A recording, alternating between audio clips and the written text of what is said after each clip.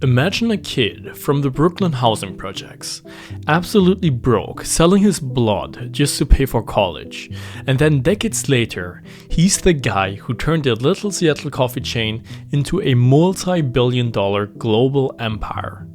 That's Howard Schultz. He didn't just build Starbucks, he helped invent the modern coffee culture. But behind the cozy cafes and frappuccinos, there's a story of grit, big dreams, and controversy. So how exactly did Howard Schultz start Starbucks and get rich? In this video, I'll give you all you need to know about how Howard Schultz went from poverty to a personal net worth of $3.3 billion. Howard didn't grow up anywhere near Wall Street or Silicon Valley.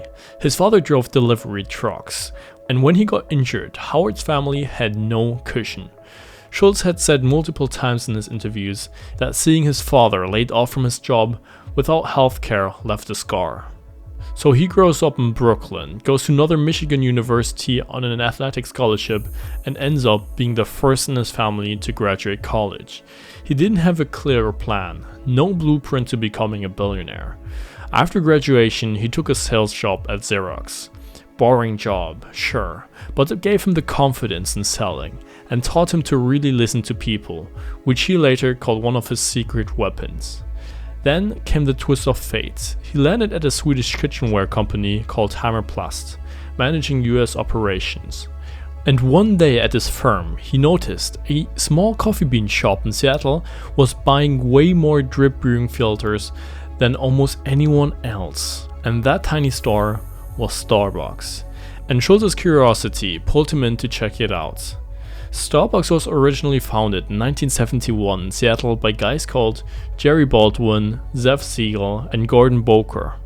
So by the time Howard Schultz first walked into a Starbucks store, Starbucks had already been around for 11 years. However, it wasn't the global empire as we know it today. No caramel macchiatos, no pumpkin spice craze, no holiday cups being Instagrammed. Just 4 small and simple stores in Seattle that sold roasted beans, grinders, and maybe a cup of brewed coffee. And at that time, Schultz was in his early 30s, still hustling to climb the corporate ladder. He wasn't an investor, he was a sales guy working at the Swedish houseware company. When he wanted to check out Starbucks and walked into the coffee shop, the smell of the roasted beans just floored him. He described it as almost romantic, like stepping into another world. The founders were academics turned entrepreneurs. They weren't trying to build a consumer brand. They wanted to be purists, importing and roasting high quality beans. Schultz wanted to join them, and he pitched them to hire him as a marketing guy. They first resisted. They didn't see the point of having a marketing guy. But Schultz kept pressing, showing them how his contacts and sales experience could grow their tiny company. Eventually, they gave in and offered him a role leading marketing and retail. For Schultz, joining Starbucks was a gamble. He left a stable corporate career for a quirky little business with just 4 stores, barely known out of Seattle. But he couldn't shake the feeling that there was something bigger hiding inside of this tiny coffee company. Then, on a trip to Italy, he saw something that would change coffee forever. He saw the cafe culture of Milan, the espresso bars, the sense of community, the idea that coffee wasn't just a drink, but an experience. He came back, convinced Starbucks could be more than just a store that sold beans. He wanted it to be a place between home and work where people felt like they belonged. But here's where things actually get interesting. The original Starbucks founders hated his idea. They wanted to stay true to selling beans, not drinks. So Schultz left. He started his own cafe. He called it Al Giornale, modeled on those Italian espresso bars. To fund it, he pitched it to over 200 investors. Most of them turned him down. Al Giornale wasn't an automatic hit. Schultz had to grind for it, literally. After the Starbucks founder shot down his ideas of selling espresso drinks, he had to find his own path. Others said he was crazy to think people wanted to stand around sipping cappuccinos like Italians. But Schultz kept knocking on doors. Eventually, he scraped together around 1.6 million from a small group of bankers. With that money, he launched El Giornale in 1985 in downtown Seattle. The shop had Italian branding, opera music in the background, standing bars, even menus in Italian. And it worked. Customers lined up. In its first year, El Giornale turned a profit, which was almost unheard of for a brand new cafe. Within 2 years, he had 3 locations in Seattle and Vancouver. That early proof of concept gave Schultz credibility. He had shown that people would pay for the kind of coffee experience he imagined. Then came the big break.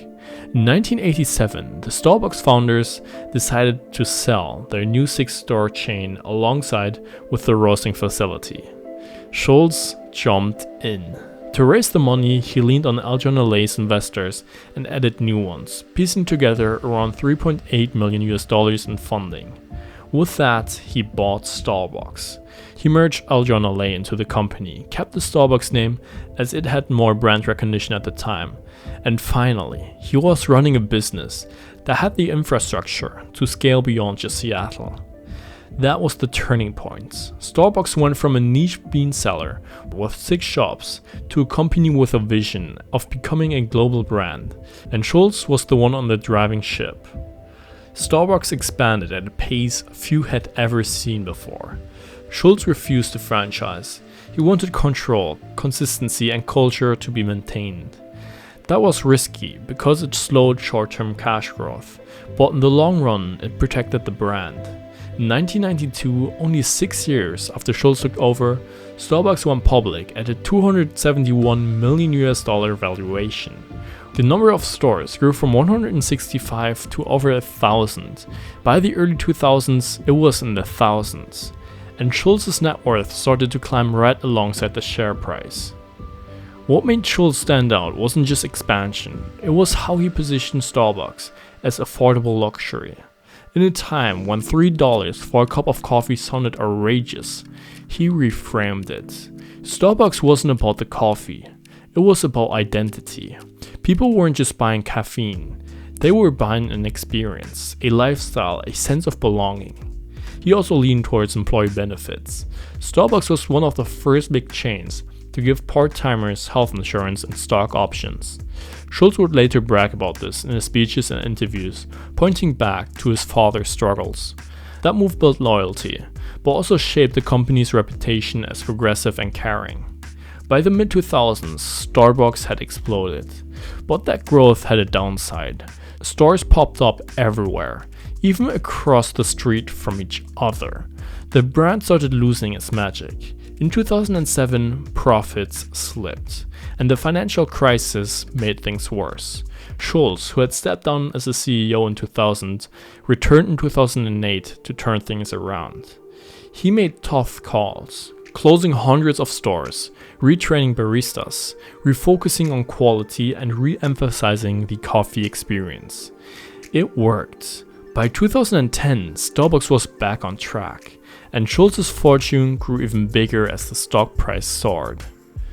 But Schultz's story isn't all rainbows. In 2001, Schultz bought Seattle's NBA team, Supersonics. Fans hoped he'd keep them in the city. Instead, after disputes over the new arena, he sold the team in 2006 to an ownership group that moved them to Oklahoma City. The fans were furious. To this day, some see Schultz as the villain who let Seattle lose its team. Then there's labor. In recent years, Starbucks has been accused of union busting, with the National Labor Relations Board even ruling Schultz violated labor law during unionization talks at certain stores.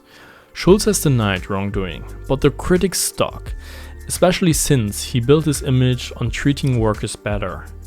He's also been criticized for politics. Starbucks under Schultz took strong stands, supporting same-sex marriage, pledging to hire refugees after Trump's travel ban, and pushing progressive values.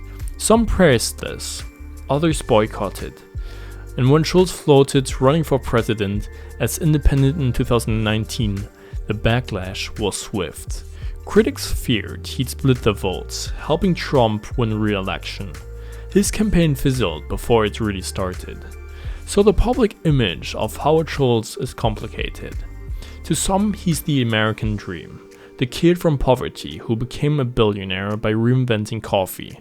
To others, he's the hypocrite, talking about worker dignity while allegedly crushing unions, and presenting himself as loyal to community while selling out the Seattle's basketball team. As of 2025, Forbes estimates Howard Schultz's net worth at around $3.3 billion. Most of that comes from his Starbucks shares.